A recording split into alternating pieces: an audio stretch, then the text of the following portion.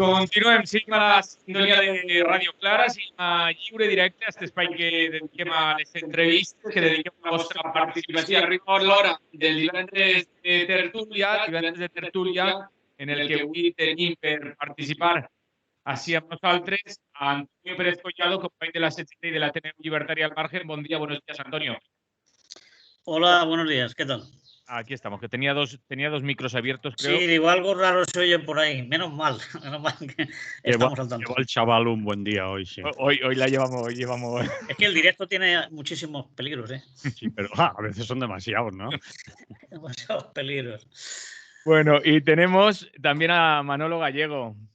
Es lo que hay, Lliure Directe, Radio Clara, un novato en esto de la radio. Buen día, buenos días. Me llaman y me dicen, ¿te pones o te pones? Hoy no tenías excusa, era reservas, pero de los juveniles casi. Bueno, no es el caso, pero hoy hemos salido juveniles y todo ya, no hay equipo. Muchas gracias por lo de juveniles. Exactamente. Se nos va la gente de veraneo. De vacaciones o de mítines, vete tú a saber. Joder, tú. Menos mal que en el 36 no se fueron de vacaciones y le dio por oponerse a lo que estaba pasando por allí. Es otra forma de celebrar las vacaciones. También se divirtieron. Anem a començar la tertúlia, si voleu. Una tertúlia en el que, bueno, dir-li a l'audiència que, com sempre, pot participar i telefonar. Això sí, anem a demanar que siguen breus, concisos y que participen, pero sin pasarse. No me lo creo. ¿Te parece bien te parece bien, Manolo? Sí, los programas ya los conocemos, no necesitamos los programas. Me parece bien. Otra cosa es que hagan caso a alguien. Hay gente que se coge el teléfono y se queda ahí como una lapa 2 horas soltando la chapa. Pero en fin, ¿qué le vamos a hacer? Eso tiene Radio Clara. Pues sí. Vamos allá. Anem a parlar. Diumenge electoral. ¿Os lo digo solo así o digo también que quiero que me habléis de debates, de manifestaciones, de previsión? Claro, un poco más que el domingo es eso. ¿Qué pasa? ¿Qué pasa? Pues creo que hay algo de meter un papelito en una urna este domingo 23 de julio. Por si la gente no se ha enterado aún, pues hay elecciones generales. A ver qué charlamos, qué contáis, qué os merece, qué os han parecido los debates. Bueno, ya Antonio lo hemos escuchado, pero como Manolo Gallego no se moja en los espacios de lo que hay, y hoy está aquí de invitado. Ahora le va a tocar, no va a tener más remedio. Le va a tocar, porque aquí los titulares son los que son, Manolo, y tú eres el suplente. Bueno, vamos a ver. Yo he seguido los debates como la mayoría de la gente, aunque alguna gente nos dice que yo solo un poquito de reojo, ¿no? Yo estaba allí, miraba sin querer, pero vamos a ser sinceros. Al final se mira. Se mira, se escucha, se critica. Igual que Sálvame y esas cosas que no los vemos, pero estamos al tanto. Ahí estamos. Y el fútbol. Hombre, no quiero comparar, que perdone la gente.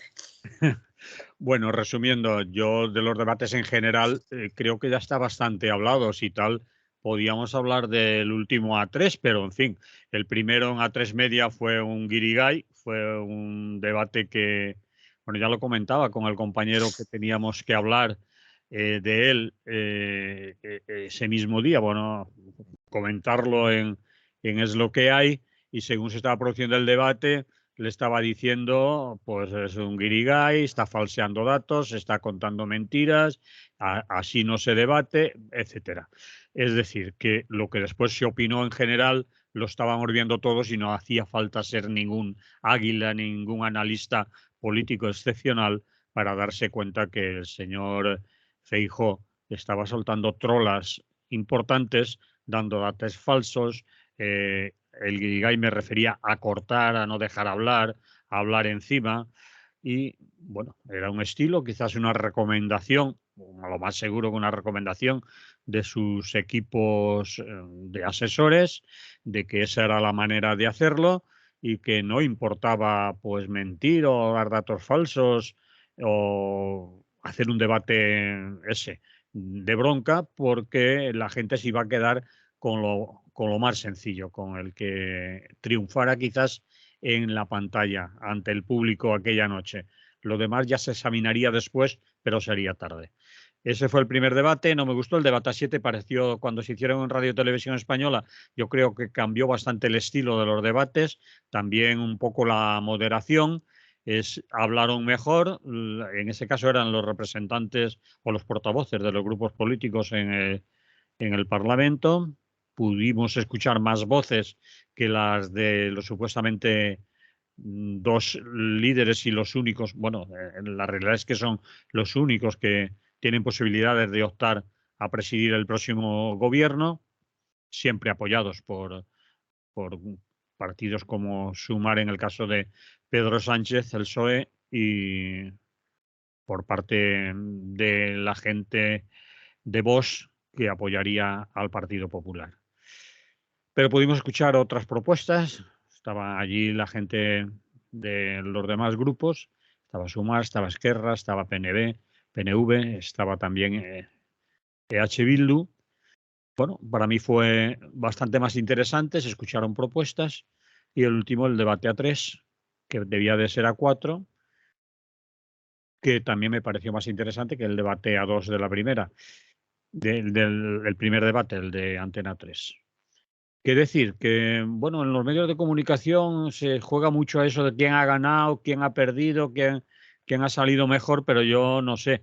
En los debates siempre he pensado, y así lo dicen los datos, que cambian el voto de muy poca gente. Dicen que entre los indecisas pueden ser un 2%, si como mucho, los que después de ver un debate de esos puedan cambiar su voto, lo cual no significa nada importante, ni creo que un debate dé un vuelco a unas elecciones, a no ser que sea un fallo garrafal y enorme de alguno que lo pille en una mentira o suceda algo muy grave en esos días.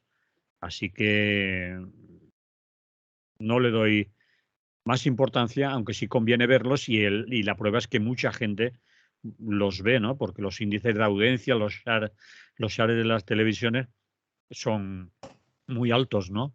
En este último del debate a 3 dicen que en los diferentes canales de la televisión pública, de Radio Televisión Española, ha habido momentos en que llegaron a haber 9 millones de personas conectadas, aunque no permanecieron todas todo el tiempo. El término medio son alrededor de unos 4 millones de espectadores, lo cual no es para banalizarlo ni decir que están atontados y que eso no hay que verlo, sino que la gente los ve. No sé si no se me ocurren muchas cosas más que, según lo que diga Antonio, pues podemos ir dándole más vueltas. Antonio, ¿a ti qué te ha parecido?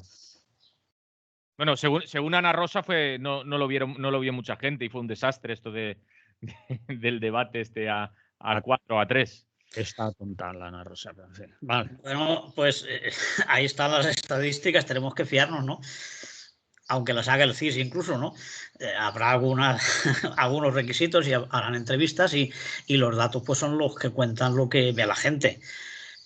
Que lo vea convencida o que lo vea pensando en lo que le van a contar para ver si cambia su opinión, eso ya es diferente. Yo creo que no hay mucha gente que cambie de opinión. La gente tiene ya una idea formada y algunos son incondicionales.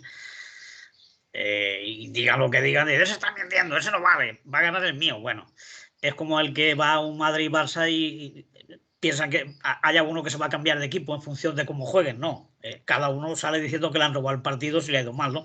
Y que son muy buenos, se han ganado. Y aquí es lo mismo, ¿no? No hay una mirada crítica ni se observa lo que dice cada uno sin los anteojos, ¿no? Sin los prejuicios que ya se tienen. Pero bueno, sí que se acepta que puede haber un 2, un 3%, que igual sí que no había definido todavía lo que va a votar y a lo mejor en los debates puede cambiar. De hecho, en todos los países, empezando por Estados Unidos, que es donde se marcan las pautas, los debates televisivos y estas cosas cada vez tienen más protagonismo, ¿no? Los mítines, los carteles que ya no se pegan, que se hace alguno para pegarlo la primera noche y eso, ya cada vez tienen menos incidencia. El buzoneo y eso, bueno, te lo mandan, imagino que porque es gratis y lo pagamos entre todos, pero poco más. Es decir, lo fían mucho a la televisión y esas cosas, ¿no? Y yo creo que eso va a ir a más. Por tanto, pues se harán más debates, se promocionarán más y lo verá más gente, está claro. Lo que ve la gente es lo que le va por la pantalla. Entonces, como los dos primeros ya los habíamos ido comentando, pues bueno, decir que el primero sí que fue un desastre.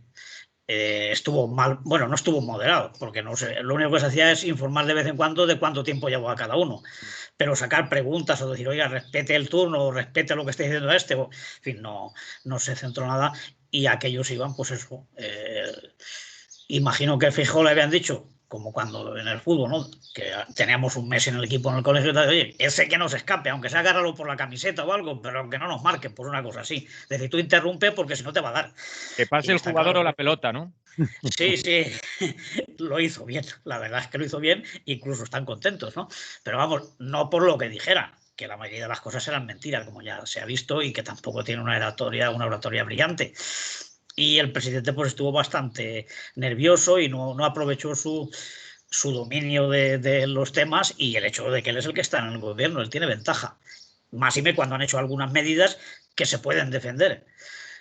Frente a quien dice que no se ha hecho nada, claro, porque decir no habéis hecho nada en 5 años, pues es bastante absurdo. Ya se puede ser mal presidente para no tener en 5 años algo que resaltar, o decir, pues esto sí que lo hice bien. Pues eso, este podía haberlo hecho, pero no ha sido. Y entonces fue muy flojo y la gente quedó bastante decepcionada, como ya hemos ido comprobando. El segundo, el de los 7, pues sí, estuvo bastante mejor, claro, porque veníamos de la nada, ¿no? Entonces encontrar a gente que sabe explicarse, que se apunta a las cosas y cuando le toca, pues le replica al que tenía que replicarle y da argumentos y no son mal educados, y hay gente que incluso habla bastante mejor que sus líderes respectivos o que tuvo mejor noche, pues yo creo que hizo que viéramos lo que es un debate o lo que podría ser comparado con el anterior. Y este último, bueno, pues este último, esto es como cuando vas a jugar al billar, ¿no? No sé si era a Fernando VII así se las ponía. Claro, fue un debate comodísimo para la izquierda, ¿no? Porque los dos que había de izquierdas lo tenían ya más o menos arreglado, no se pisaron el terreno.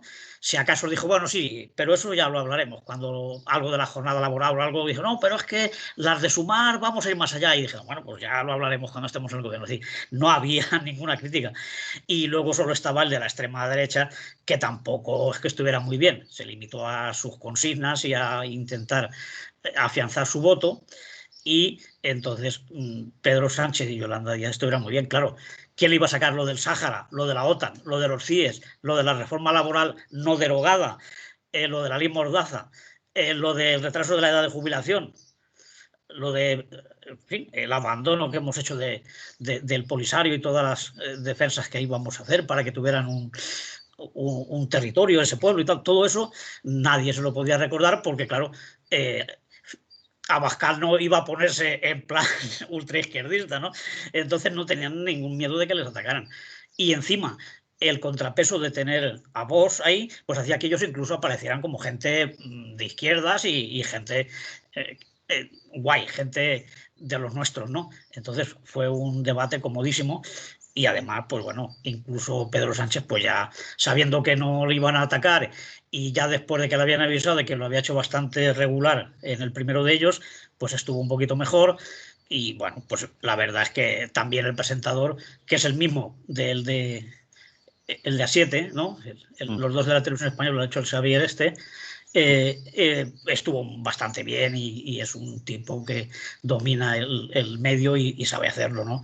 Tampoco incomodó a nadie porque es muy respetuoso y tampoco quiso tirar de la manta, pero bueno, yo creo que el debate pues estuvo bien y la gente, por lo menos los que lo vimos todo el rato, los 90 minutos, pudimos pues escuchar un debate. Otra cosa es que no nos guste lo que dicen o pensemos que ocultan cosas y todo eso, pero en cuanto a técnicamente y a interés informativo y tal, pues yo creo que no estuvo mal. O sea que tampoco soy un lumbrera si digo que el primero fue fatal, fue el peor, y los otros han estado bastante mejor.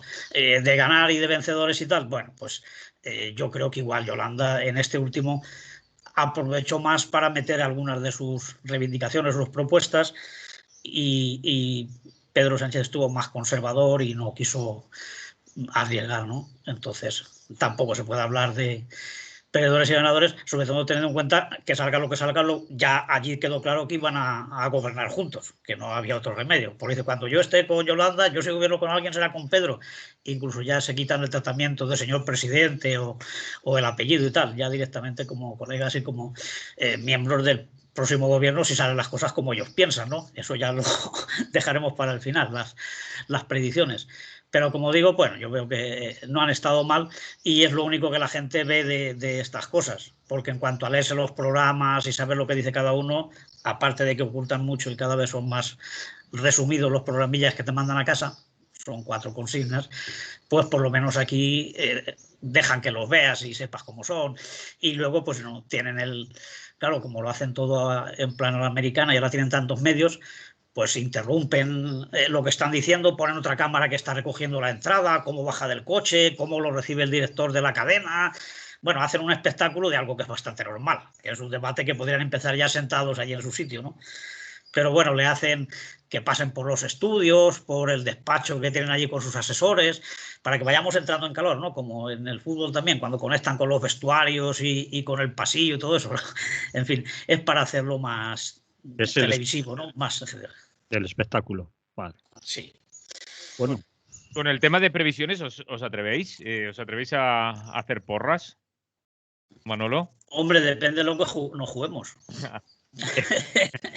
Yo no me atrevo.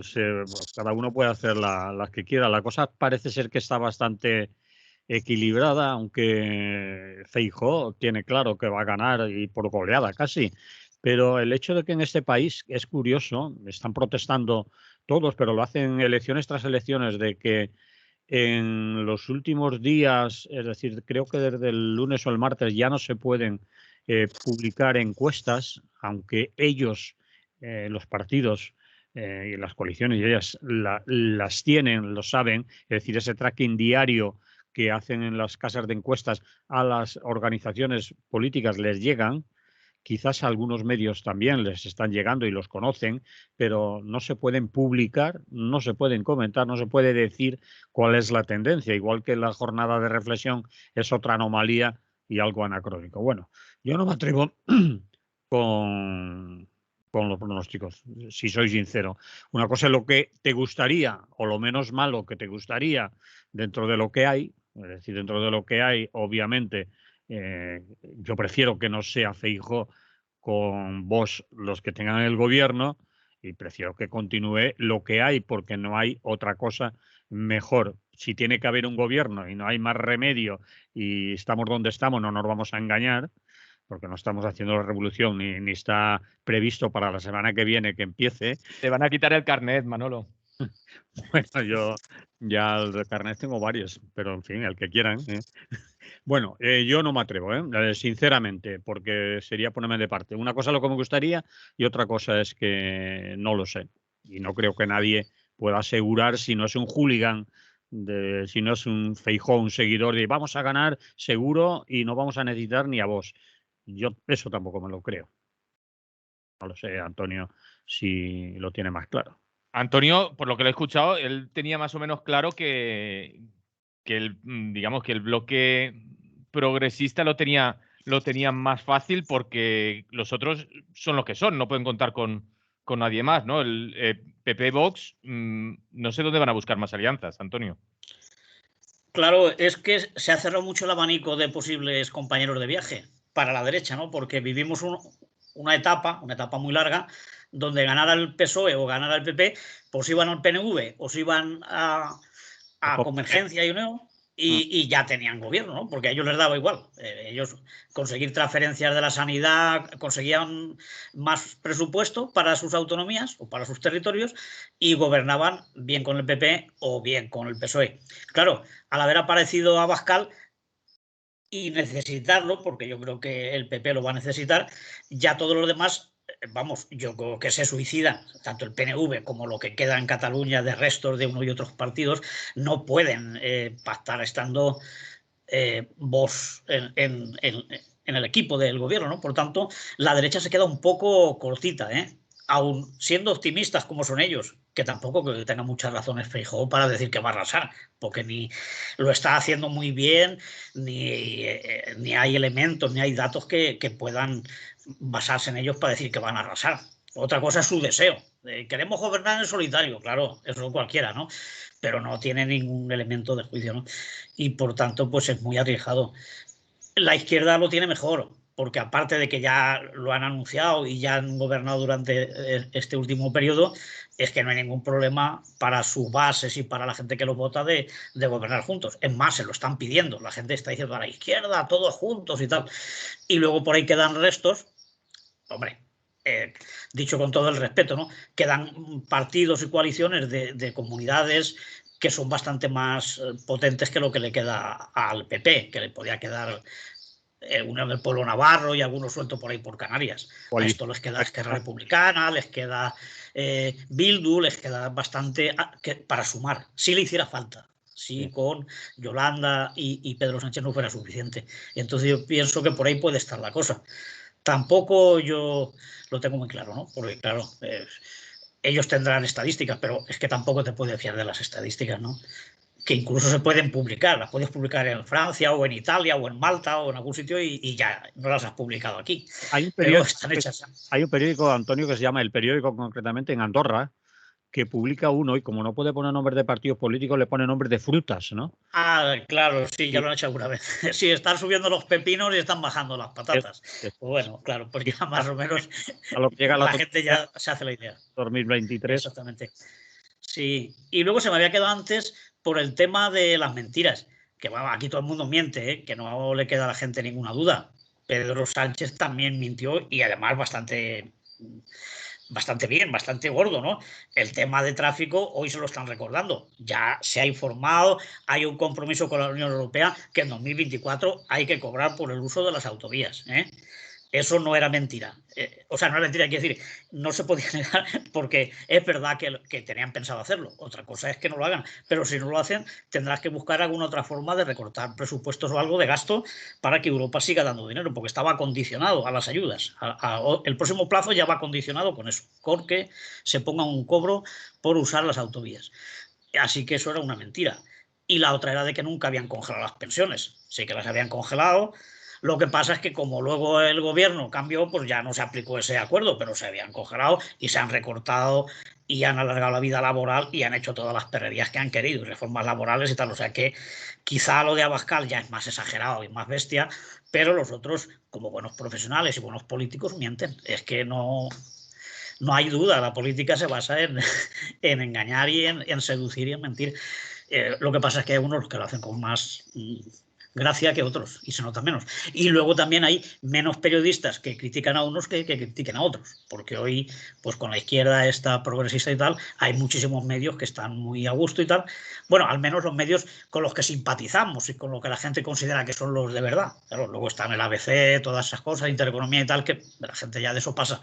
Pero de los otros, los que todavía tienen la apariencia de serios, pues simpatizan más con Pedro Sánchez y esta gente. No les ponen dificultades ni le hacen preguntas comprometidas. Son muy cómodas las entrevistas que les han hecho. Sobre todo, fíjate en eso que acabas de decir, no les hacen entrevistas comprometidas. Hay un artículo que nos han pasado, Manolo, que recoge de Causa en la Red, precisamente, que dice que Radio Nacional de España se apunta a los medios que no incomodan a Sánchez al no preguntarle en la entrevista sobre el Sáhara. Es decir, cuál ha sido su política, por qué ha cambiado su política sobre el Sáhara, y en las entrevistas que se le han hecho a Sánchez en muchos medios de comunicación, desde el Hormiguero hasta Al Rojo Vivo, pasando por los Ana Rosas y todos esos sitios que ha estado, en ningún medio se le ha preguntado por el Sáhara. Es decir, en ellos ha apuntado Radio Nacional, que es la radio televisión española pública. También ha hecho una entrevista y no la ha preguntado. Es decir, que como tú dices, procuran no incomodar en temas que podían ser espinosos y que la respuesta es difícil al presidente del gobierno. Es decir, son medios un poco cercanos. Todos, yo creo que todos tienen querencias, unos por un lado y otros por otro. Lo que pasa es que hay muchos más de los grandes a la derecha en estos momentos, que yo sepa, que según mi opinión. ¿No? Sí, lo que pasa es, claro, nosotros estamos en un circuito, en un mundillo donde la gente se informa en otros medios, ¿no? Pero luego fuera de ahí también hay mundo, ¿no? Hay La Vanguardia, hay el ABC, hay un montón también digitales, pero como nosotros no los tenemos en cuenta, pues parece que todos los que conocemos son de nuestra cuerda, y no es así. Pero sí, sí que hacen entrevistas que son muy cómodas, y en el caso del Sahara ha sido escandaloso, ¿no? Porque un cambio de rumbo totalmente de un lado al otro, es decir, de mantener mínimamente, porque era bajo mínimos el compromiso de apoyar al pueblo saharaui, pero por lo menos estaba la declaración. Y aún había alguna diputación, había alguien que mandaba materiales, que se apoyaba alguna iniciativa allí.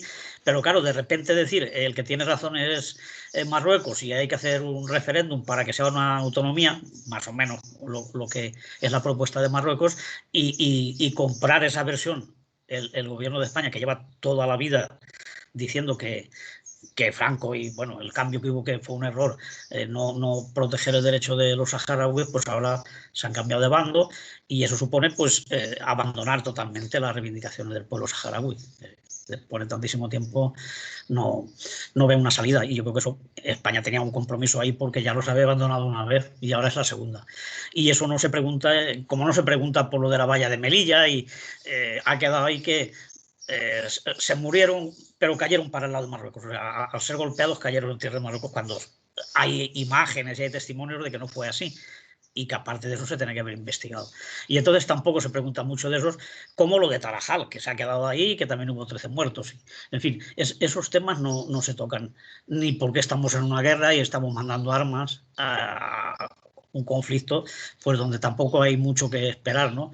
Y donde había que haber trabajado más por la paz. Lo has nombrado tú antes, Antonio, lo de la ley Mordaza, que es escandaloso, ¿no? Tampoco ha salido en ninguna entrevista. Nada. Y es grave, ¿no? Era una de las primeras promesas del gobierno progresista. La vamos a derogar, pero nada más pisemos la Moncloa. Pues ni de coña ni se habla, ¿no? Sí, y ahora que están diciendo que en vacaciones no se puede hacer política y todo eso, pues nadie ha recordado que hace unos años se llamaron por la noche un fin de semana de verano y cambiaron un artículo de la Constitución que decía que había que darle prioridad a pagar a los bancos y a las empresas antes que para los ciudadanos, ¿no? Es decir, Pero cambiar totalmente el sentido de la Constitución. el presidente que Eso hizo lo eso ahora, modificaron. el presidente que firmó eso, el señor Zapatero, ahora es el superhéroe de la izquierda en esta Sí, campaña. sí, va por ahí dando Están todos mítines aplaudiendo. todavía. Vaya, claro. Estamos hablando Se ha del puesto ahora. artículo 135, que Sí, sí. prioriza el pago de la deuda a los bancos y la deuda externa antes que el uso, incluso en temas de carácter social, como pueden ser sanidad, pensiones y demás. Primero, devolverás el dinero. Sí, primero pagarle a esta gente. Es decir, Eso, haya dinero o no haya. eso fue una reforma de Los la intereses de la Constitución en agosto, en 24 horas, después de una llamada telefónica de Zapatero a Rajoy, y acordaron en horas, y nada de pasar por el Congreso ni nada de eso. Ni siquiera por el Congreso. Es decir, por el Congreso, bueno, pues lo deciden entre 300 y pico, pero bueno, no, ni así, entre ellos, entre sus equipos directivos. Y eso ahí se ha quedado. Y no se lo ha recordado nadie, que mira, si era buena ocasión para sacarlo, ¿no? Es decir, ¿cuándo vamos a retocar esto? Es decir, que la campaña electoral pues ha sido bastante cómoda, ¿no? Y han salido las 4 tonterías, pero desde luego no se ha entrado ni en políticas de empleo, de cómo se va a hacer, ni qué posibilidades hay. Unos dicen que también tienen narices, ¿no? El Abascal dice que no se puede paralizar la investigación de nuestros recursos, o sea, que hagamos pozos y que hagamos minas sin ningún control, que eso es una locura, y los otros dicen que sí, que vamos a crecer, pero va a ser una industrialización verde, que no sé cómo se hace eso también, porque claro, le pones verde, pero luego los resultados no son tan verdes. Y ahí estamos, ¿no? Es decir, que no. El debate ha sido bastante pobre, pero bueno, es lo que tenemos. Yo creo que para la gente es suficiente. Están encantadísimos. Bueno, ahí están las oficinas de correos desbordadas todavía de gente que quiere votar y con una alegría en cuanto consigue hacerlo. Bueno, es la ilusión, es como los reyes, es decir, ya están aquí otra vez y eso ilusiona. Y tampoco le vamos a quitar nosotros esa pequeña alegría a la gente. Encima de que hace mucho calor y que en los hoteles y los apartamentos cada vez están más caros, el verano está muy jodido, ¿no? Por lo menos nos dan esta alegría. Pues nada, que pase pronto y que disfruten. Nos llega un mensaje, por cierto, por lo que decíamos antes de Zapatero y ese artículo 135, hay quien no recuerda que eso lo hizo porque le llegó una exigencia desde la Unión Europea. A Merkel dicen que le mandó una carta y dice, lo haces o lo haces, pero además hazlo ya, no te esperes a mañana. Y dice que él no, que lo hizo por voluntad propia y pagan los partidos y se lo creen, ¿no? Pero en fin. Hombre, de todas formas es terrible. Si lo hubiera hecho porque le había salido del corazón, sería que nos había machacado, ¿no? Ahí, Y si lo ha hecho porque ha obedecido, pues también, de todas formas estaría mal. ahí hubo un cambio de rumbo, digamos, en las políticas de Zapatero, ¿no? Después de eso, porque se hablaba que estaba, bueno, hasta entonces estaba tomando medidas de un carácter más social, y a partir de ahí vino época ya de 135, de recortes, de reformas, y todo ello nos llevó al 15M. Recordamos que era el presidente de gobierno cuando estalló el 15M, ¿no? Y el ambiente que se vivía. Sí, empezaron ya a recortar. El tema de las pensiones también estaba ya el anuncio, lo que pasa es que luego al perder las elecciones pues ya no se aplicó y tal, pero sí que se ve que la llamada de Bruselas fue totalmente dura. Pero claro, eso es una de las consecuencias de estar en Europa, que es uno de los hechos por lo que presumen mucho, ¿no? Nos hemos modernizado. España está ahora entre las mejores economías del mundo. España es alguien en la Unión Europea. Bueno, pero tiene esas servidumbres, como le pasa a Grecia y como le pasa a Italia, como le pasa a los que somos más del sur, más pobres, que te imponen unas medidas que a veces son contrarias a los intereses del propio pueblo. Y eso es ser de la Unión Europea. No es solamente presidir y recibir ayudas para recursos sociales o para que financies la cultura y todo eso, ¿no? Te imponen también las líneas económicas, sobre todo eso, del Banco Central Europeo y la Merkel cuando estaba, y bueno, los que estén ahora. Alemania y Francia, pues ahora son los que están marcando la línea de Europa, de la nuestra.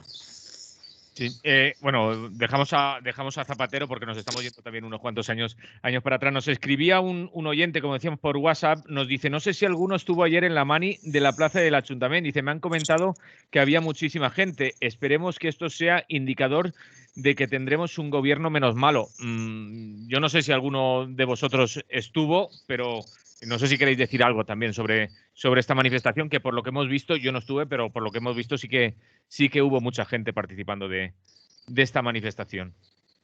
Antonio, ¿quieres decir algo? Bueno, yo confieso que no tenía voluntad de ir. Sí que pasé por allí, pero claro, aún faltaba media hora. No era para tanto. Pero claro, estamos acostumbrados a unas manifestaciones tan marginales y tan pobres que cualquier cosa nos parece muy grande.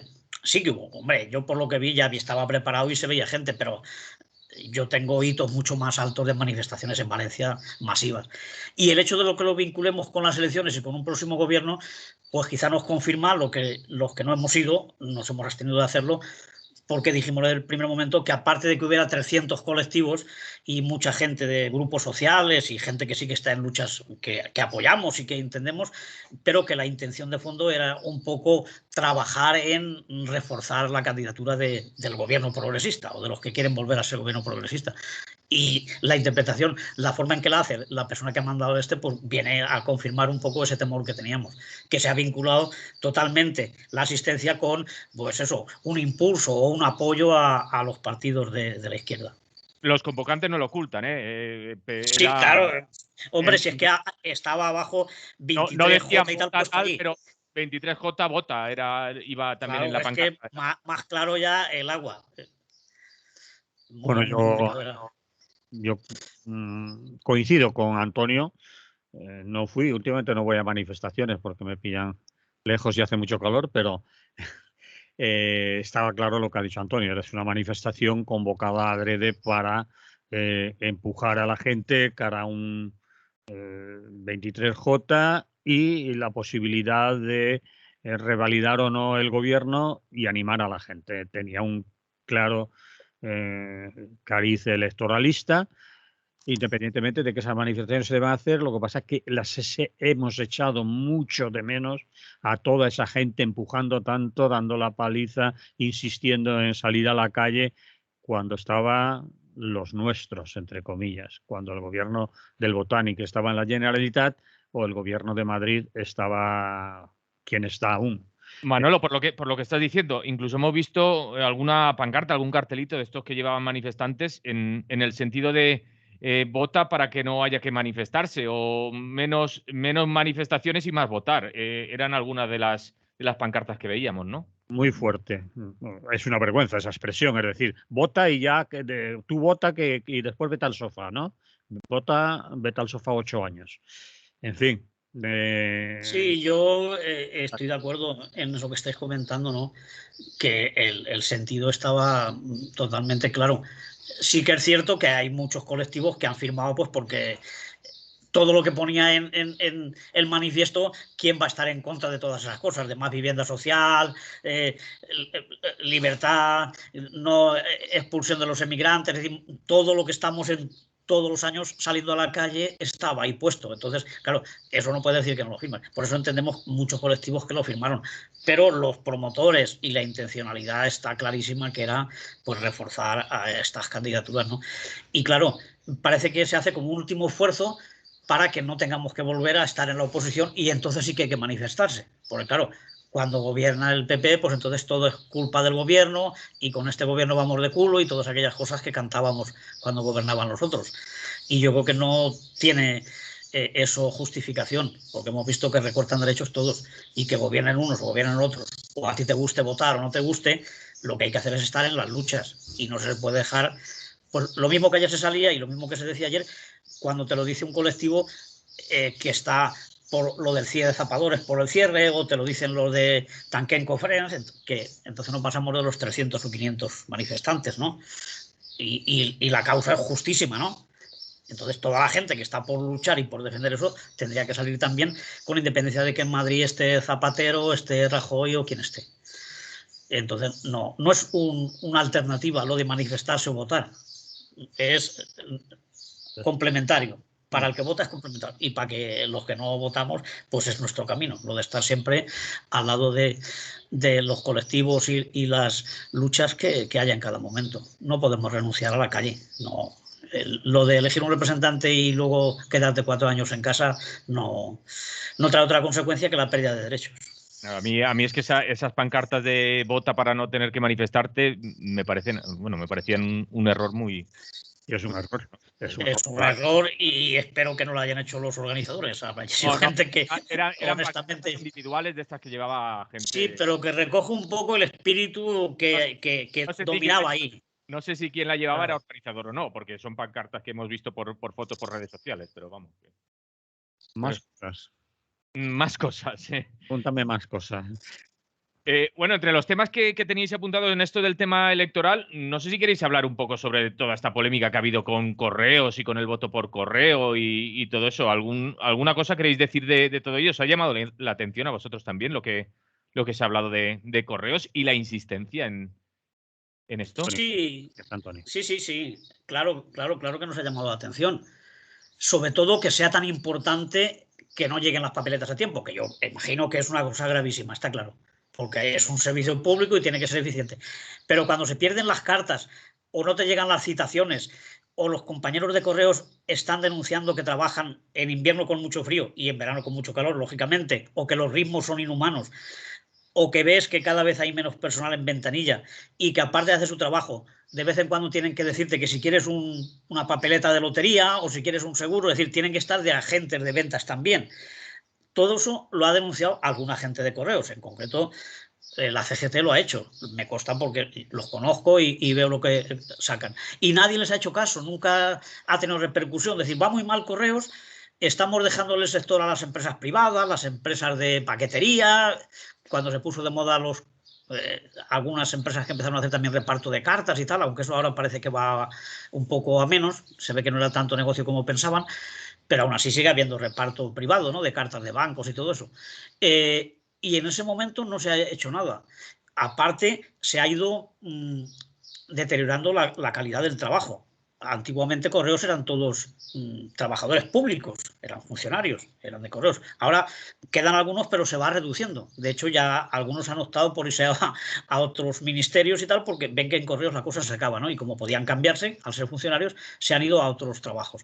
Y luego ya hay de subcontratados hay gente a contrato temporal y hay gente que son laborales, o sea que están trabajando ahí, pero no son trabajadores públicos, con lo cual pues tienen todas las condiciones que tienen los laborales, que es decir, pues que sí que te pueden despedir, puedes ir a ERES y todas estas cosas. Y entonces se deterioran muchísimo las plantillas de correos, aparte de que el volumen que hay ahora con la venta del comercio digital y todas estas cosas, la faena ha crecido muchísimo. Y por tanto todas esas quejas, todo ese malestar de la plantilla de correos no se ha recogido. Y ahora que llegan las elecciones, pues parece que hay que contratar los miles que haga falta, se puede estar trabajando hasta las 10 de la noche, se abre los domingos, total para que lleguen los votos, ¿no? Que como digo será muy importante, pero yo pienso que las condiciones de trabajo de la plantilla de correos y el servicio público de todos los días, de llevarle a la gente la carta a tiempo, de llevarle la citación del juzgado o una carta del médico, lo que lleven, pues eso se retrasaba y se retrasaba muchísimo. Y había barrios que no se repartían. Había gente que decía, pues repartes medio barrio, mañana repartes el otro medio, porque no les daba tiempo. Y eso aconsejado y presionado por los jefes de departamentos de correos. Y no se ha hecho nada y ahora pues todo el mundo ha empezado a exigir que tiene que llegar, su voto tiene que llegar a tiempo, aunque ya se ha esperado hasta el último día para recogerlo. Es decir, me aguanta hasta última hora y luego aún así tiene que llegar a tiempo. Me parece desproporcionado. Ya sé que la importancia que tiene el voto, pero bueno, el trabajo y la dignidad de los empleados de correos también la tiene. Y la tiene todo el año, no estos 20 días. Sobre eso que cuentas, que estoy totalmente de acuerdo. Hay el que quiera ampliar la información, detenerse en los datos, incluso consultar fechas. Hay un comunicado precisamente de Raúl Navas, que es delegado de CGT en Correos, que lo publica el día 20 de julio, es decir, ayer, bajo el título de ¿Qué pasa en Correos? Para que sea noticia. Cuenta un poco lo que tú has dicho, el tiempo que llevan mandando información a los medios de comunicación, contando lo que estaba pasando, que era muy grave y que es muy grave, lo acabas de relatar tú, y que nunca se les ha escuchado. Y que ahora de repente sale toda esta información. También cuentan el papelón de algún sindicato, en este caso Comisiones Obreras, que ha sido cómplice en la privatización de correos para pasar de empresa pública a una sociedad anónima, una empresa pública pero sociedad anónima, en la que la gente ha dejado de ser funcionarios y trabajadores públicos para ser empleados, en muchos casos con contratos de miseria. Y eso está bien explicado en ese comunicado, por lo tanto, no se trata de que os lo medio lea aquí, podéis acceder a él. Yo creo que en el Club de Oyentes de Radio Clara está.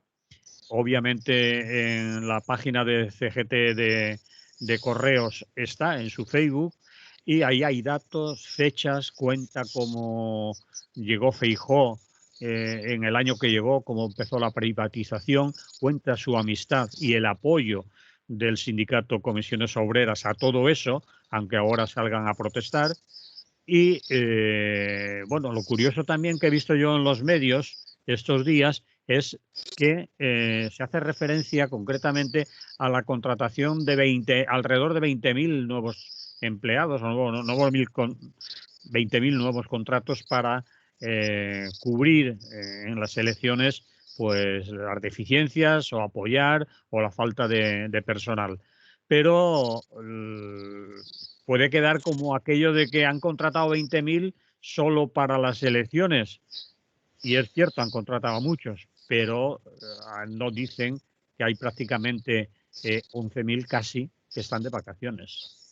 Es decir, que no han contratado, no hay 20.000 nuevos contratos a los que ya había, sino que mucha gente que han contratado es para cubrir puestos de gente que se ha ido de vacaciones y que otros se van a dedicar a ayudar. Bueno, en fin, lo que ha dicho Antonio, y si lo queréis ampliar, pues en ese comunicado de Raúl Navas, que es delegado de CGT en Correos, porque en Correos hay más sindicatos que comisiones y UGT, y que tienen importancia y que participan en la mesa de negociación y que tienen implantación en la empresa y que llevan denunciando lo que pasa en Correos muchos años, pero como hablamos antes de los medios de comunicación, esos casi nunca tienen voz y ahora se alarman algunos informadores y periodistas, no contrastan tampoco ellos mismos las cifras de esos 20.000 porque no quitan los que se han ido de vacaciones, etcétera, que podían hacerlo. Por eso, si queréis información más veraz, con datos, fechas y concretamente quién es quién y lo que ha hecho cada uno en correos,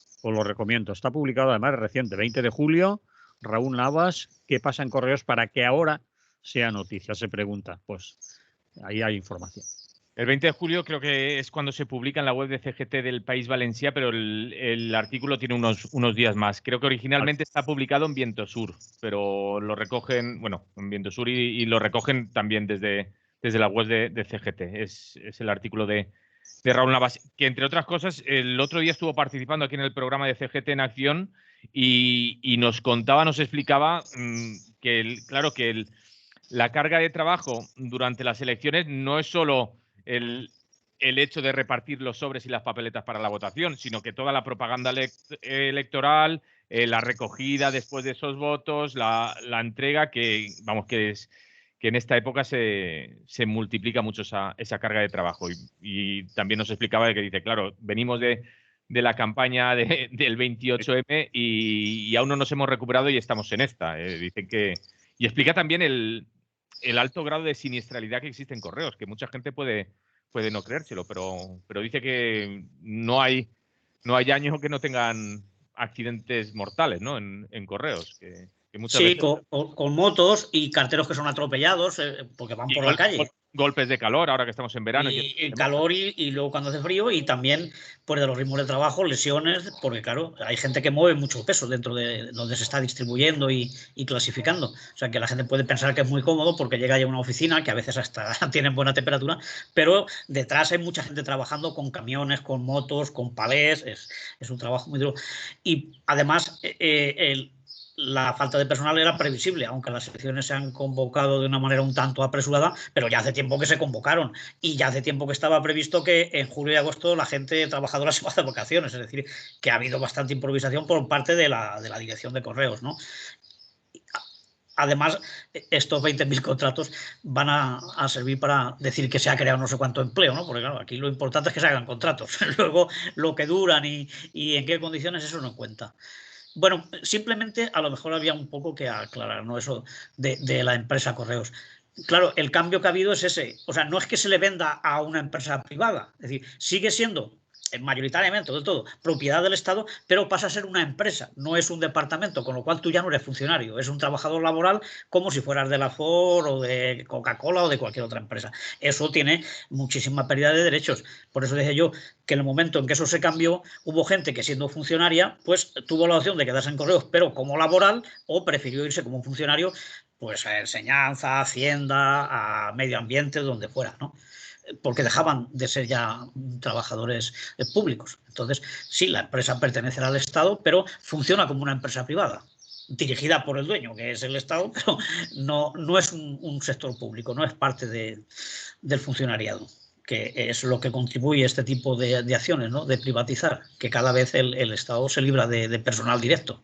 Y entonces las condiciones, pues ya puedes sancionar, puedes presionar más el tema de los ritmos, no tienes que cumplir determinados requisitos que hay para cambiar de puesto de trabajo a un funcionario. Es decir, tenían muchas defensas, muchos derechos que ha venido conquistando a lo largo del tiempo. Y todo eso ahora se pierde al privatizarse. Esa es la gravedad de lo que ha ocurrido en Correos. Eso les permite, como tú dices, pues hacer contratos basura, contratos a tiempo parcial, contratos que no son los que eran en Correos, que antes eran funcionarios y tenían unos derechos. Hay que recordar que Correos... Y a la hora de promocionar también, promoción interna también tenía unos requisitos, ahora ya es diferente, te cambian de sitio, se te lleva del departamento donde tienes alguna posibilidad y en el que llevas nuevo, pues ya eres el primero y ya allí no puedes acceder a las convocatorias públicas que había antes. Hay que recordar que Correos, cuando era pública, aparte de correos y del trabajo postal y de reparto de cartas, era también banca pública. Nos acordamos de la caja postal que existía en todas las oficinas de correos, que prestaba mucho servicio, gran servicio, por ejemplo, en lo que ahora se conoce como la España despoblada. Siempre la caja postal era un banco público que tenía beneficios, que después se lo quedó Argentaria, y ahora Argentaria es BBVA. La E de Argentaria. Sí, ha quedado con la A, pero hemos perdido todo lo que teníamos publicado. La E ya no era, Argentaria ya no era la caja postal, pero la Argentaria es la herencia de lo que fue en su tiempo una banca pública como la caja postal, que ahora vendría también en esos lugares en los que no hay oficinas de la banca privada, que la gente tiene que esperar que vaya el camión con los euros y que la gente no tiene acceso a una banca mínima, ¿no? Pues Correos tenía en cada oficina un departamento de banca pública y que funcionaba bien, sobre todo en esos sitios, pero se privatizó. Muy bien, y que además era de la gente trabajadora. En vez de irte al banco, digamos, comercial, la gente se abría en Correos y se abría una cartilla, la libreta que tenías, y todo el mundo, por pequeño que fuera el pueblo, allí tenía una posibilidad de sacar dinero y de meter y tal. Y eso se privatiza. Luego intentaron hacerlo, pero metiendo dentro a un banco alemán, el Citibank me parece que era, o uno de estos, pero tampoco parece que ha funcionado y ahora no sé si tienen a alguien o tienen algún convenio con algún... Sí que tienen algún convenio con algún banco, pero lo que le están haciendo es el juego a ese banco privado, ¿no? Dentro de las oficinas de correos. Y además solo están las importantes, claro, en los pueblos no. Los pueblos son los que se han quedado sin ningún servicio. Luego se quedaron las cajas de ahorro que habían las comarcas y que todos hemos conocido, también eso se lo cargaron y por tanto le sirvieron en bandeja todos los ahorros de todos los españoles ricos y pobres a los bancos, que cada vez son menos y cada vez son más potentes y que encima nos deben dinero y nos lo van a devolver. Iba a decir el Citibank, el banco preferido de Lucio Urtubia. pero... Sí, el preferido para negociar con él. Exactamente. No sé si era el Citibank o era otro parecido, pero de luego extranjero sí que era. Me suena el Citibank. Después lo buscamos y lo comprobamos. No hagamos que no pasen este verificador de datos y que no... y tengamos también nosotros que responder de nuestras mentiras. Exactamente. Pasamos a hablar de ese punto, si queréis también. También se ha hablado mucho de medios de comunicación, de Radio Televisión Española, de periodismo, de periodistas. Antes lo habéis comentado un poco hablando sobre los debates, pero es otro tema que ha estado estos días de actualidad, ¿no? Y que han habido incluso políticos que se han dedicado a cargar contra los profesionales de Radio Televisión Española. Recordamos el famoso tuit de González Pons, por ejemplo. Manolo, que esto del periodismo es lo tuyo. No es lo mío. Antonio sabe más de eso que yo. Pero bueno. No será verdad. Cuenta. Sí, yo voy a decir lo que sabemos todas y todos. Ha despertado mucha polémica, comentarios, aplausos mayoritarios, columnas de opinión y se ha revuelto el panorama y el mundo periodístico por la actuación de una periodista que es Silvia Uchaurrondo, que lleva en la televisión pública, como todos y todas sabéis, un programa por las mañanas que se llama La Hora de la 1, creo que es. En ese programa, después del informativo matinal, hay una sección de entrevistas, inmediatamente que acaba el telediario de la mañana, de 9 a 9 y pico, que es donde han estado entrevistando a la mayoría de los líderes políticos que se presentan a las elecciones. Cuando le tocó el turno, ahí surge la polémica a Feijóo, pues todo iba más o menos normal hasta que le hacen una pregunta sobre si él va a mantener el poder adquisitivo de las pensiones según el IPC, y la respuesta más o menos, no sé si voy a ser textual, dice que sí, como siempre, nosotros siempre hemos revalorizado las pensiones según el IPC. Más o menos eso es la contestación. Y ahí Silvia Uchaurrondo tira de papeles, se le ve ojeando los apuntes que llevaba y le dice: no son ciertos, no le dice mentira, es correcta, dice: no son ciertos los datos que usted da, señor Feijóo. En 2012, creo, en 2014 y en 2017, creo recordar, no tengo las fechas ahora, si no me corregí los años, ustedes no revalorizaron las pensiones con el IPC. Y a partir de ahí, que todo eso lo conocemos, lo conocéis, sabéis, ha surgido toda la polémica. Y a mí me parece bien que se aplauda a Silvia Uchaurrondo, que crea un revuelo en nuestro país, pero después, cuando ya te paras un poco más de la primera reflexión, la segunda es, bueno, al fin y al cabo, ha hecho lo que tenía que hacer, lo que era su obligación y lo que es el buen trabajo de una periodista o un periodista. Es decir, eso debía de ser pues un motivo de nada, porque eso es lo habitual. Es decir, que como cuando un profesional de cualquier otro sector hace bien su trabajo, nadie sale a aplaudirlo ni decirle qué bien lo has hecho. Es decir, es lo que tienes que hacer, hacerlo bien. Lo extraño es que extraña tanto en nuestro país, incluso en la profesión de periodismo, que eso lo haya hecho una periodista, porque están acostumbrados a hacer eso que en el eslogan de la profesión llaman magnetófonos con patas. Es decir, a recoger lo que dice el político, grabarlo y traspasarlo a su medio y verterlo al público, sin crítica, sin contrastar, y muchas veces son simplemente eso que dicen. Algunos lo dicen diciendo que están cabreados de seguir siendo magnetófonos con patas sin ninguna crítica, pero lo están haciendo todos.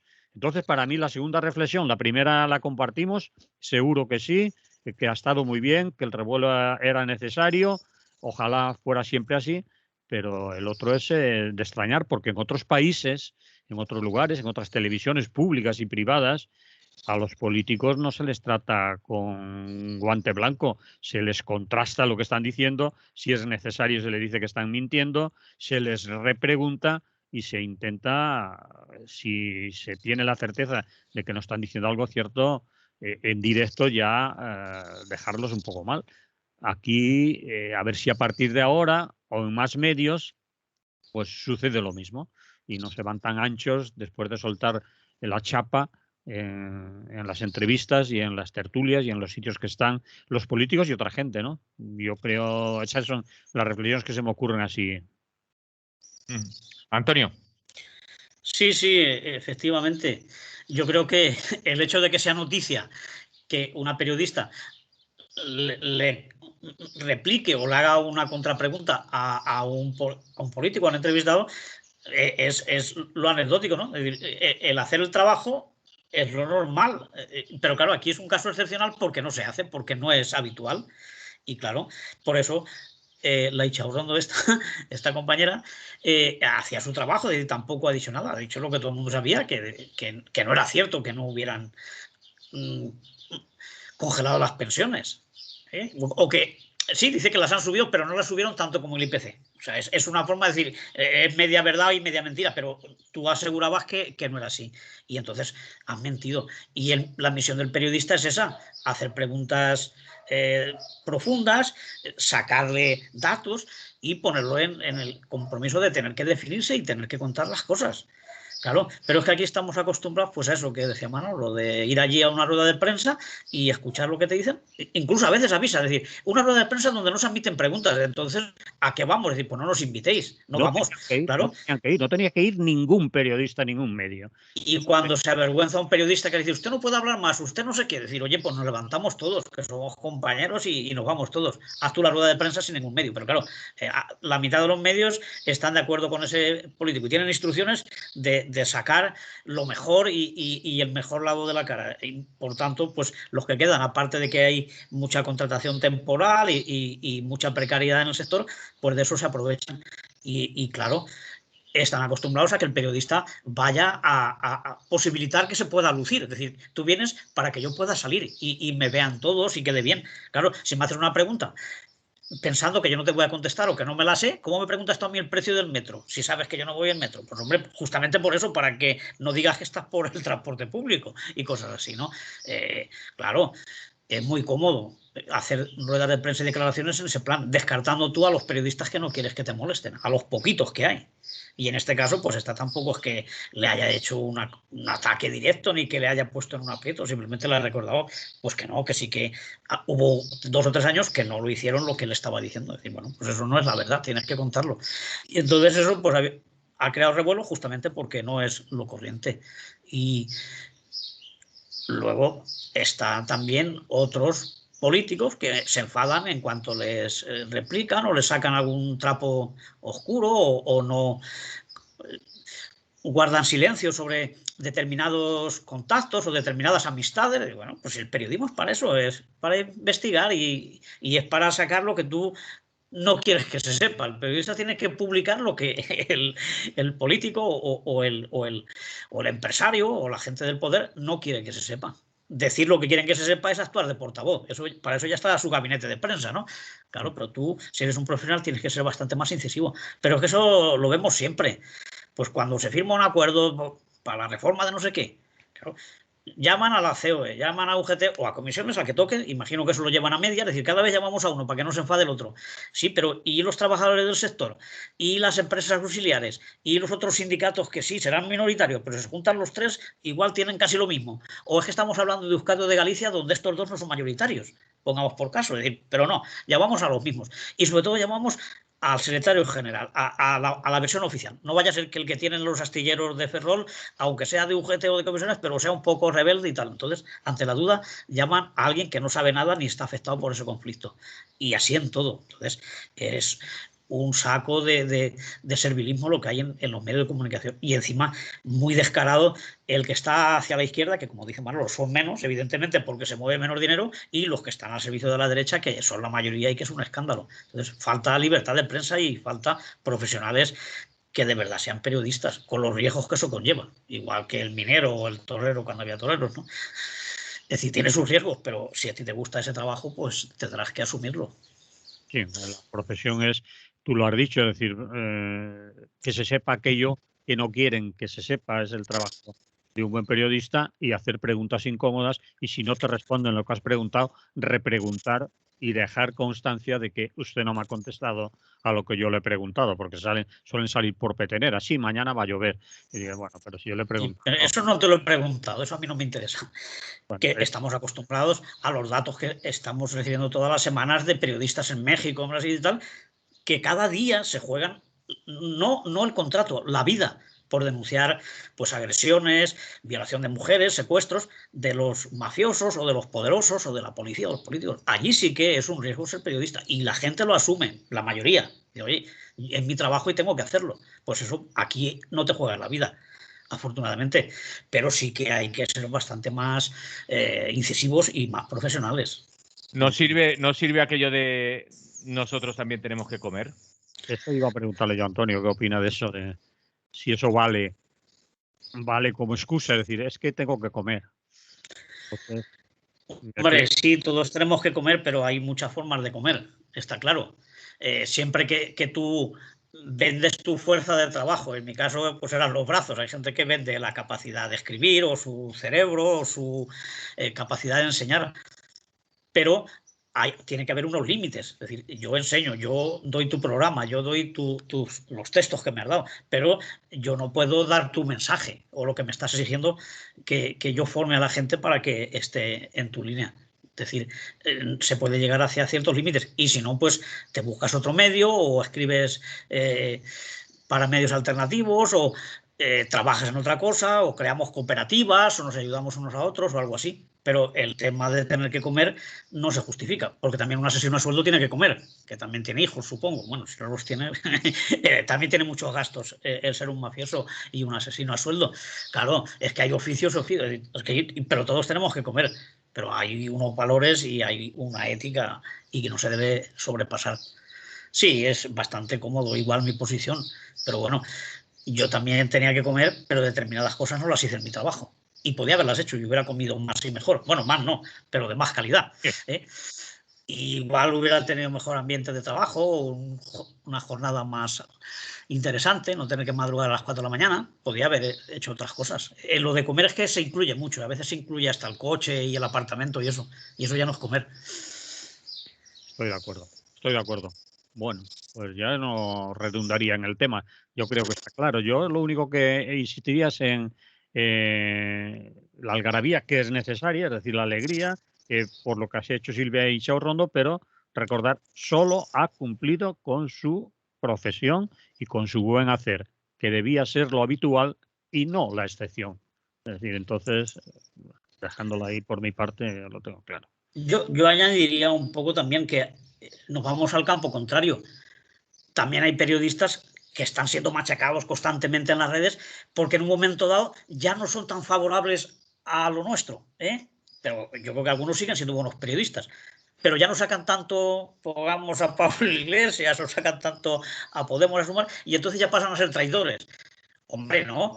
en algún momento dado pues han cambiado de medio o los otros que tú pensabas que eran tan buenos no son tan buenos y también tienen cosas que criticarles. Entonces, porque critiques a Podemos o critiques a quien sea, no por eso deja de ser buen periodista. Es que si no nos ponemos en el mismo nivel que los otros de la derecha que también critican porque se mete con Feijóo, se mete con quien sea, de la patronal. Es decir, claro, pueden criticar a los de izquierdas y pueden criticar a los de derechas, siempre que la crítica sea razonada y tenga una base.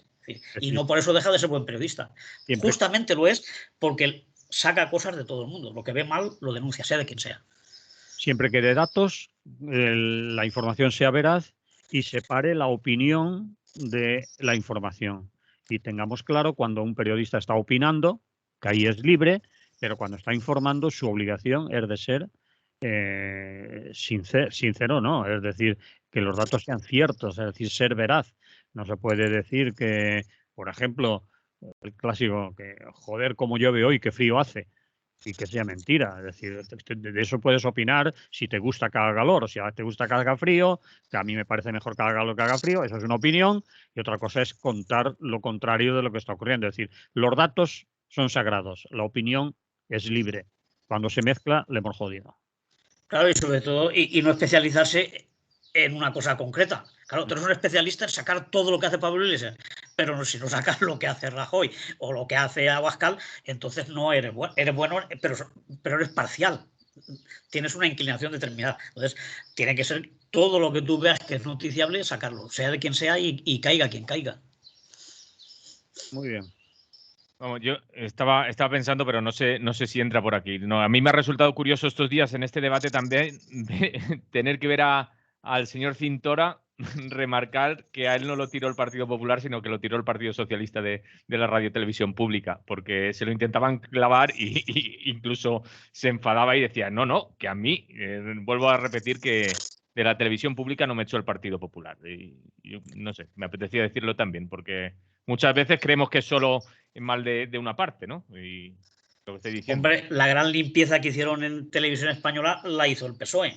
Y si nos vamos más atrás, quien se cargó Radio 3 como emisora incisiva y tal, no fue el PP, fue el PSOE. A cada uno lo suyo. Que se cargó Radio 3, los que somos más viejos lo recordamos muy bien, y quien fue el primer director de la nueva Radio 3, entre comillas lo de nueva, es un periodista muy conocido que además vive por Valencia, es valenciano, yo no voy a decir su nombre, pero él fue el primer director de esa Radio 3 que desapareció, la buena, aquella que recordamos todos de La Barraca, del Ferreras, y de otros programas, de La Gloria Berrocal se llamaba. De Ferreras, pero no de este, ¿no? No. No, bueno. Manolo Ferreras, era Sí, otro. había programas de todos los ámbitos ecologistas, de músicas, de todo el mundo y tal. Ahora se ha quedado como una cadena de calidad, eso sí, pero básicamente es musical, no tiene otras cosas. De hecho, Manolo, si no me equivoco, has nombrado La Barraca, creo que ahí mandasteis, antes de empezar Radio Clara, una maqueta, ¿no? O como un programa grabado, ¿no? Que lo pasaron por allí. Fuimos a un programa de Radio 3, aquí en Valencia, Radio Nacional. Bueno, estábamos conectados con Madrid y ahí presentamos lo que iba a ser Radio Clara por entonces. Nos llevamos una maqueta, hablamos de cofrentes y fue poco antes, cuando todas aquellas manifestaciones. Bien, aquellos historia, éramos muy jóvenes. Pero eso es historia, es otra cosa. Exactamente. Quiero decir con esto que en aquella Radio 3, lo que decía Antonio, era una radio abierta en la que incluso a los anarquistas de mierda se nos invitaba a contar nuestras historias. Éramos minoritarios, éramos jóvenes y anarcos perdidos, mucho más que ahora, pero íbamos y teníamos voz en una Radio 3 que era otra cosa, nada que ver con lo de ahora. En fin. ¿Se atrevirà el Partit Popular a pactar amb Vox després del diumenge? Pactarà el PP amb Vox després del diumenge? Antonio. Sí, hombre, a mí todas las difíciles y luego las de contar lo de Radio 3, eso que era muy emotivo, te la quedas tú. Hombre, me haces una pregunta que todavía no sabemos los resultados, ¿eh? Yo creo que... Me refiero aquí disculpar porque no lo he planteado bien. El PP en el Ayuntamiento de Valencia se atreverá a pactar con Vox después del domingo. ¿Creéis que se está esperando a que pasen las elecciones para plantear el gobierno? Porque recordamos que el gobierno que ha presentado en el Ayuntamiento de Valencia, ellos mismos lo han presentado como provisional, como que aún no es el definitivo. Antonio. Bueno, pues yo la verdad es que tengo mis dudas, ¿no? Vamos, a nivel estatal sí, está claro que si hace falta los votos los van a coger, como lo han cogido en todos los sitios. Que aquí quieran meter también gente para tener más tranquilidad y estar más cómodos, pues yo no lo dudo, vamos, quiero decir, no lo negaría, claro, cabe la posibilidad. Y sobre todo cuando ves en la presentación que han hecho, de, como tú dices, de provisionalidad, y sobre todo el talante y la querencia, empleando un lenguaje taurino, que tiene la alcaldesa, ¿no? Es que está claro de qué pie cojea. Está más a la derecha que su propio partido. Entonces cabe esa posibilidad. Yo no la descarto como difícil o como improbable. Pero claro, si no lo han hecho, no podemos darlo por, por fijo, ¿no? O por cierto, o por definitivo. Podría ser que una vez ya celebradas las elecciones, cuando ya no te juegas la pérdida de ningún voto ni la posibilidad de gobernar, tanto si sale bien como sale regular, pues no me extrañaría que en algunos sitios que se han quedado pendientes o que aún cabe meter a algún concejal o algún consellero o consejero, como se diga en cada territorio, pues que le ofrezcan esa posibilidad de colaborar en la gestión de ese territorio pues para no tener ninguna queja a su derecha, ya que por la izquierda sí que va a haber una oposición, no sé lo potente que va a ser ni lo organizados que van a estar, pero por ejemplo para tener más tranquilo el corral de su propio espacio, pues que le metan algún cargo, con lo cual también los tienes cogidos por ahí, por donde todos estábamos pensando, de cara a que no estén incordiando. Y bueno, no incordias, que tú también estás aquí metido, y tú también tienes un buen sueldo, y tú también has transigido, y tú también te has hecho el loco ante determinada circunstancia. Es decir, que les dejen compartir poder para que no estén siempre en el plano crítico, ¿no? De decir, qué mal lo hacéis, no sois auténticamente de derechas, estáis abandonando a la patria, no estáis poniendo trabas a los separatistas, a los comunistas, a bueno, todos los demonios que ellos tienen. Vamos, soy la derechita cobarde, que le dicen. Exactamente, para que decir, cobardes no, que vosotros también estáis y también sois bastante cobardes.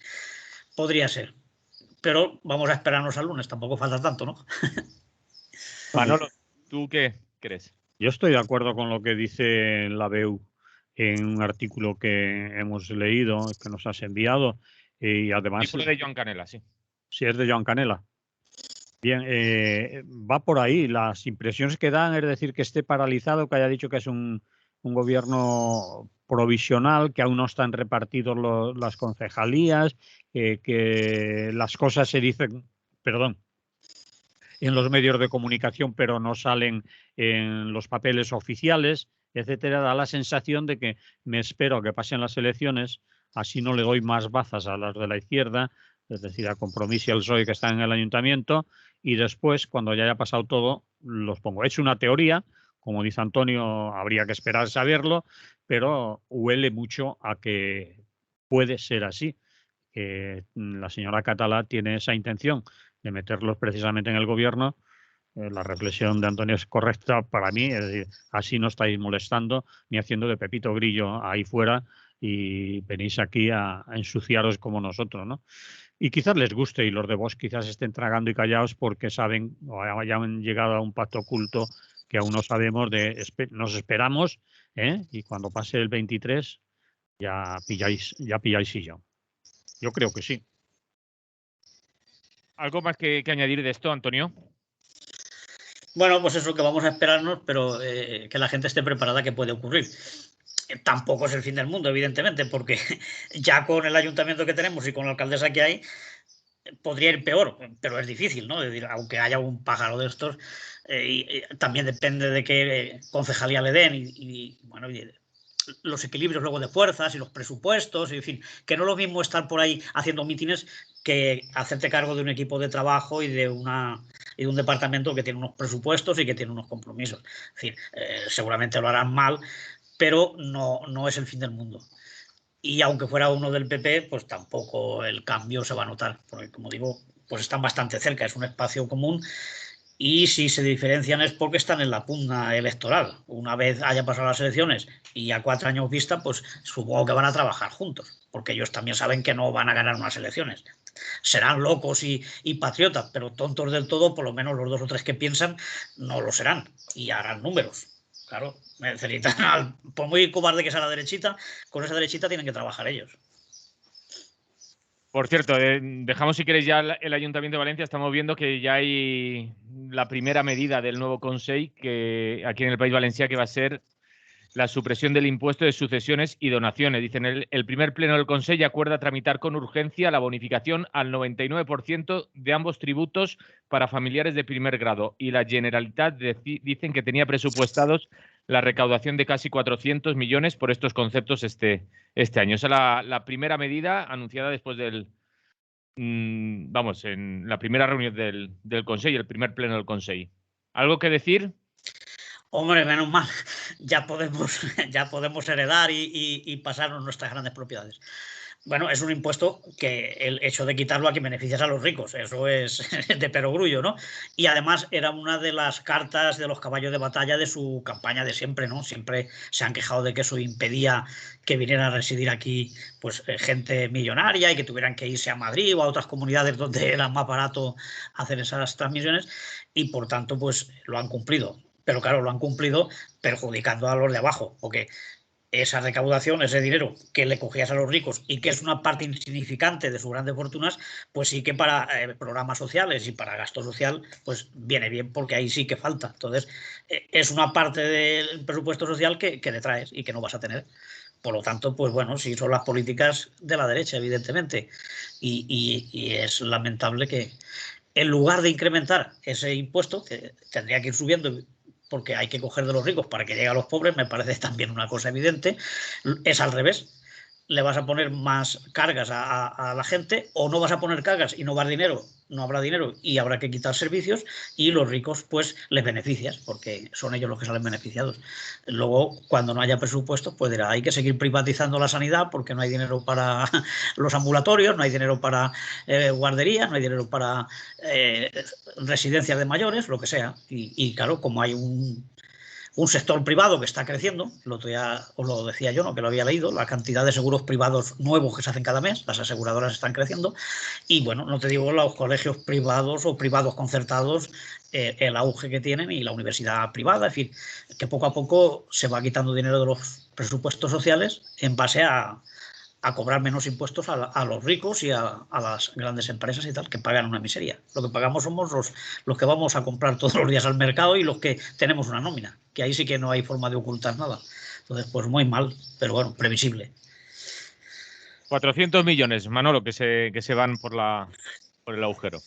Bien, hay gente que puede pensar que eso le beneficia porque cuando tenga que dejar su piso o heredar el piso de sus padres o de un familiar directo, el piso o lo poco que puedan tener, pues no va a tener que pagar nada, pero quizás no sepan o no recuerden que eso ya estaba bonificado y que las primeras viviendas y las cosas habituales que tiene cualquiera o que puede tener cualquier persona que durante su vida ha logrado conseguir una vivienda, eso ya estaba bonificado y prácticamente no se pagaba nada. A quien va a beneficiar es a los que tienen muchas propiedades, muchísimo dinero, muchísimas cosas que dejan en herencia y esos no van a pagar. Ahí es donde estaba el meollo del impuesto. Así que, como siempre, con la excusa de que quitamos el impuesto de sucesiones, algunos pueden pensar que bien, pero al 80% nos da igual, porque no, no tenemos que pagar, aunque heredemos un piso. por eso. Es decir, que había que aclarar eso. Es decir, que mucha gente lo máximo que logra heredar de sus padres o de un familiar directo es a lo mejor una vivienda o una cosita, pero menor. Muy Y eso ya poco, estaba claro. bonificado. Entonces ya ahí está muchas veces la trampa de los grandes titulares si no se explica más y no se le da a la gente el contexto, la información completa. Si nos quedamos en el titular, pues diré, uy, qué bien. Es igual que el IRPF, ¿no? Cuando bajan el IRPF, ¿a quién beneficia? A alguno le puede ser que al mes sean 5 euros y a otro puede ser que sean 500. Entonces, Pues claro. claro, esas cosas hechas así no no nos dicen nada. Bien. ¿Qué más cosas? Nos queda un tema. Hoy estáis cumpliendo. Porque somos serios, no como cuando vienen aquí los otros. Se chupan el espacio. Ahora empiezan a hablar de lo suyo. Hoy Manolo va a tener opción de comerse tiempo del espacio de lo que hay también. No, hombre, yo quiero acabar para que no... Es que después va el Juan y también protesta porque le comemos al suyo. Va en cadena todo esto. Vale, va. Vamos allá. A Ferrocarrils de la Generalitat Valenciana també vulneren el dret a vaga. Antonio, este sí que te toca a ti, porque viene por una denuncia que ha realizado CGT. Sí. Es una denuncia por no respetar la libertad, el derecho de huelga en la jornada del 8M de este mismo año, ¿no? Y bueno, ocurre en muchas empresas, ¿no? Que cuando hay una huelga, sobre todo si no ha sido convocada por los dos sindicatos oficiales, pues se ponen muchísimas pegas. En Renfe también ha ocurrido y también se han ganado bastantes sentencias. Una de las primeras es poner prácticamente el 100% de servicios mínimos, con lo cual casi nadie puede hacer huelga. Es decir, ha parado muy poca gente, claro, es que había muy poca gente que podía acogerse a la huelga, ¿no? Entonces se denuncian los servicios mínimos, lo que pasa es que ya es a toro pasado, cuando sale la sentencia la huelga ya se ha hecho, ¿no? Y en este caso lo que se había denunciado es que una compañera que es maquinista, o sea, conductora de un tren, se había acogido al derecho de hacer huelga, estaba plenamente legalizada el paro, la huelga, y la empresa lo que cogió es a otra persona y la colocó a trabajar en ese puesto, con lo cual no servía de nada que ella hiciera huelga, no paraba la producción. Y entonces se ha denunciado y la sentencia ha sido favorable, le han puesto una multa de 6.000 euros, que imagino que es una cosa simbólica, claro, pero bueno, lo importante es el hecho de que se ha incumplido una norma, se ha saltado un derecho y ha sido sancionado porque era sancionable. Y el que sea una empresa pública, que en este caso sí que es pública, de la Generalitat Valenciana, pues todavía es más vergonzoso, ¿no? Que deberían ser un poco más respetuosos con los derechos de los trabajadores. Aparte, los 6.000 euros no son de su bolsillo, de ninguno de los gerentes y tal, sino que la multa la vamos a pagar entre todos, pero bueno, la pagamos gustosamente. Pero es una señal, un síntoma de lo mal que se funciona y de lo poco que se respetan los derechos de los trabajadores. En este caso, bueno, pues ha sido Ferrocarril, en otro caso, pues ha sido Renfe, han sido otras empresas, porque lo habitual es que cuando hay huelga no se respeten esos derechos. Entonces, aquí no ha sido el caso, pero se contratan esquiroles, se impide el acceso del comité de huelga a las instalaciones, que tiene derecho a entrar para vigilar que está todo en condiciones y todo con normalidad. Es decir, que la ley de huelga falta por desarrollarse y por ampliarse aquí en nuestro país. Es un derecho que está todavía en mantillas. No te digo luego ya si se toman represalias con la gente que ha hecho huelga, porque hay sitios como en telemarketing y esto que dicen mañana hace huelga, pero el lunes ya no vengas. Claro, como tiene un contrato de miseria, y bueno, me da igual que te tenga que indemnizar por 20 días o lo que sea. Es decir, cuando tendría que ser que si estás haciendo huelga no te pueden despedir, aunque seas precario o aunque la indemnización sea muy baja. Es decir, es imposible. Es despido nulo. Bueno, pues todo eso está por desarrollarse y sería una forma de proteger el derecho de huelga, el derecho a que hagas piquetes, a que interrumpas el tráfico, siempre que no pongas en riesgo la viabilidad de la empresa. Es decir, un montón de conceptos, de normas que para que la ley de huelga sea eficaz pues tiene que recoger. Y como digo, están mantillas. Y esta sentencia es una prueba. Pero hay muchísimos más casos en empresas privadas donde estas cosas todavía pasan más desapercibidas y luego también que no todos los jueces pues suelen ser tan respetuosos con la ley y aplicarla de una manera tan tasante contra las empresas. Normalmente se hacen los locos o lo dejan en el aire y tal, y sacan sentencias que en definitiva te dan la razón, pero no hacen nada. Aquí han puesto una multa simbólica, pero lo importante es el hecho ese de que reconoce que se actuó mal y que habían incumplido una ley.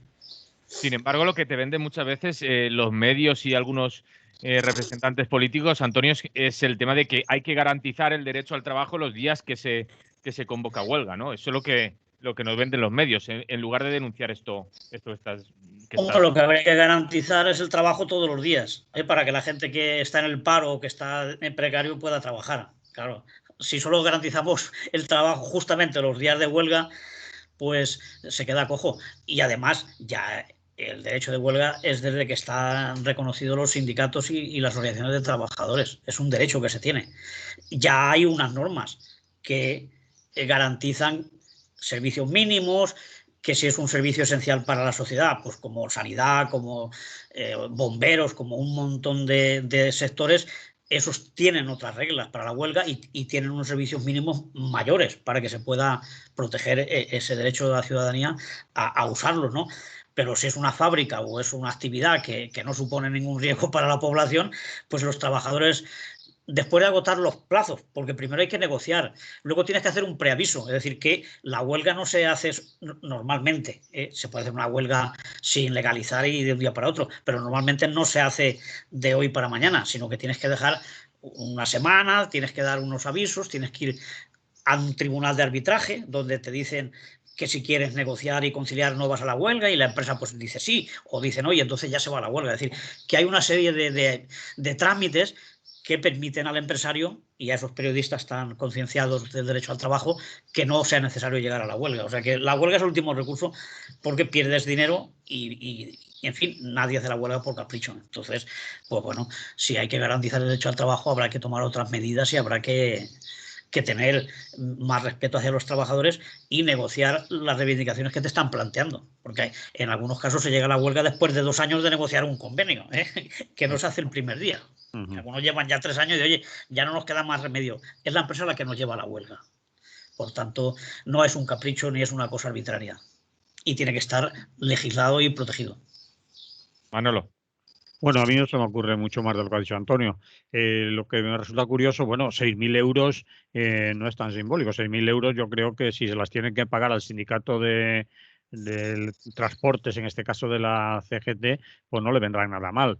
Son 6.000 euros de dinero público. Ahí está lo que yo quería un poco decir. Si los 6.000 euros lo tuviera que pagar el gerente o el director de producción que ha decidido que ahí se vulnera el derecho a la huelga, a lo mejor se lo pensaban. Pero si lo tiene que pagar entre todos los valencianos, pues va, yo cómo no voy a pagar. Y otra cosa curiosa es que estas sentencias a veces son reiteradas. Hay casos de que se condena a empresas o a empresarios, o sean públicas o privadas, por no respetar el derecho a la huelga, pero en la siguiente lo vuelven a hacer, vuelven a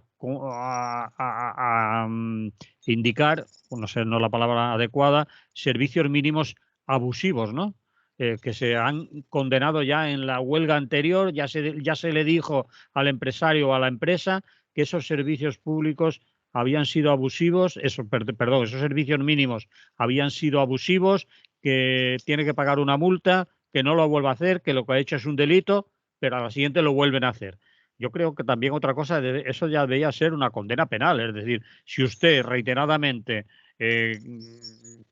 propone servicios mínimos que son abusivos, además por sentencia, ya se lo hemos dicho 2 veces, y vuelve a la tercera, ¿qué pasa? ¿Que lo va a hacer toda su vida porque le sale barato la multa que le ponemos? Pues si fuera por lo penal y decir, bueno, le condenamos a unos meses de cárcel.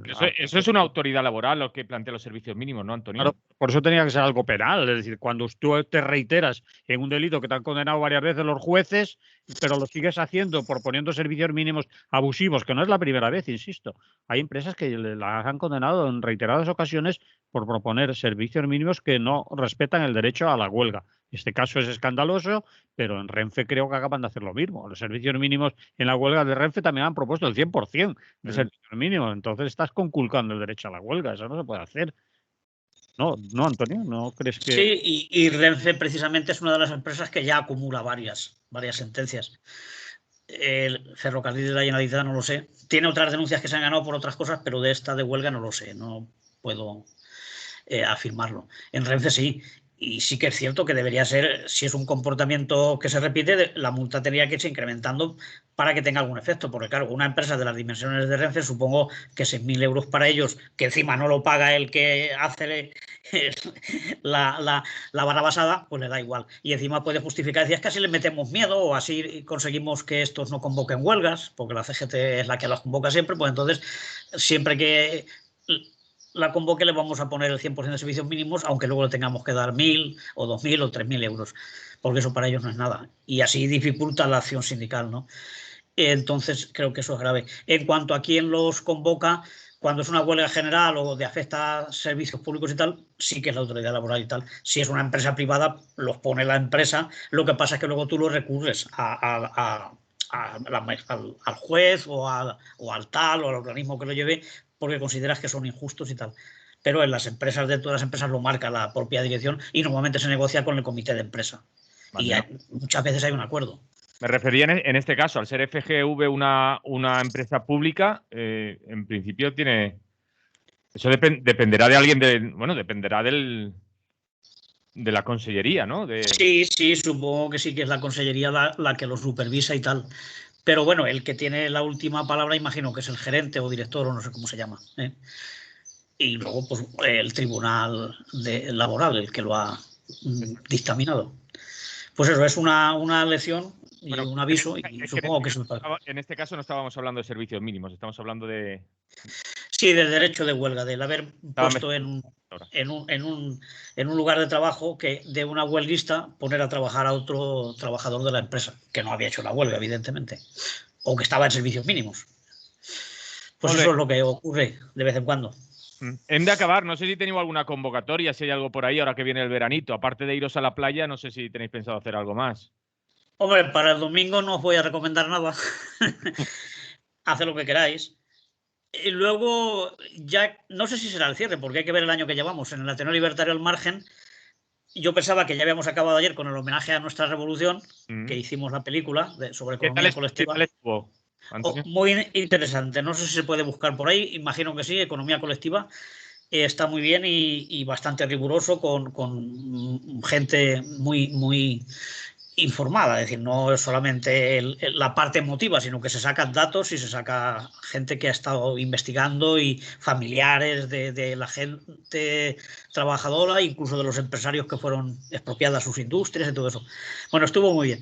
En cuanto a lo próximo es el viernes 28, también sobre las 19:30, a la hora habitual, vamos a pasar una película dentro de la actividad de Cineforum, que es La Sociedad del Espectáculo, de Guy Debord, que es un filósofo, ensayista, y también hizo alguna película francés del situacionismo y bueno, imagino que puede ser interesante, no sé lo divertida que será, supongo que es de filosofía y eso, pero bueno, sí que ha sido una aportación importante de este personaje que es un filósofo que tuvo muchísima importancia a finales del siglo pasado, así que el que quiera ver La Sociedad del Espectáculo, que no está en ningún otro cine, nadie vaya a buscarla, pues allí el viernes que viene en la calle Palma, número 3 del barrio del Carmen, viernes 28, 19:30. Muy bien. Manolo, ¿tú algo que recomendarnos, aparte de que nos suscribamos a Radio Clara y que nos descarguemos la aplicación? Nada más, es decir, con eso me conformo. Descargaros la app de Radio Clara, joder. Molt bé, es que hoy no lo habíamos dicho nosotros, que con todo este lío de la avería hemos estado... Y que tengan que contar con nosotros para los debates televisivos y tal. Y hacemos un debate a través de Radio Clara. Claro, si tiene mucha audiencia querrán venir aquí a hablar. Seguro. Y podremos preguntarles sobre el Sáhara y sobre los CIE y todo eso. Ahí sí que no se van a librar. Que no se atreve de venir aquí. Exactamente. Aún haríamos una entrevista hoy, si se atreve. Aún está a tiempo, aún está a tiempo. Pues hoy no lo hemos sacado, pero se ve que leía yo anoche, cuando estábamos preparando los temas, que el candidato socialista, el señor Pedro Sánchez, había cancelado su entrevista con Susana Griso para ir a que la entrevistara Silvia Ichaurrondo. Claro, como ahora está de moda, pues habrá... Hombre, claro, así. Creía que se iba a ir lo iban a sacar planchando y todo eso también, que eso da muchos votos. Es humano. La señora Griso se ha cabreado mucho porque la ha dejado plantada, aunque no estaba la entrevista, según dicen, no estaba concertada, es decir, terminada de concertar del todo al 100%, pero estaba prácticamente que sí, que iba a ir a la última entrevista a Antena 3 y ha dicho, pues ahora no voy, ahora voy a la pública y que me entreviste Silvia, que mola más. Que vamos a quedar mejor. Ay, señor. Y el otro con la lumbagia, ¿no? Que creo que está todavía mal. Ay, qué mala suerte. El Bansky le ha hecho un monigote muy majo. ¿Lo habéis visto? No hemos visto. Pues es rápido, ¿eh? ¿Cómo se le califica a Bansky? Aparte de pintor. Sí que lo he visto. En unas escaleras, ¿no? Que esas escaleras está ahí. del piñón. Vaya tela. Bueno, pues nada, que vaya todo bien. Que vaya todo bien y que salga todo perfecto. Que al final nos comemos espacio de lo que hay y no puede ser, no. Hay que ser coherentes. Y de todo. Salud. Pues muy bien.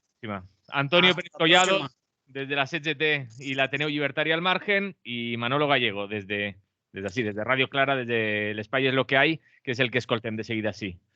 Salut i fins la propera. Salut, hasta la próxima. Salut. I jo m'acomiade també fins dilluns, que tornarem a estar així amb totes i tots vosaltres. Continuem a Lliure Directe, continuem a Radio Clara.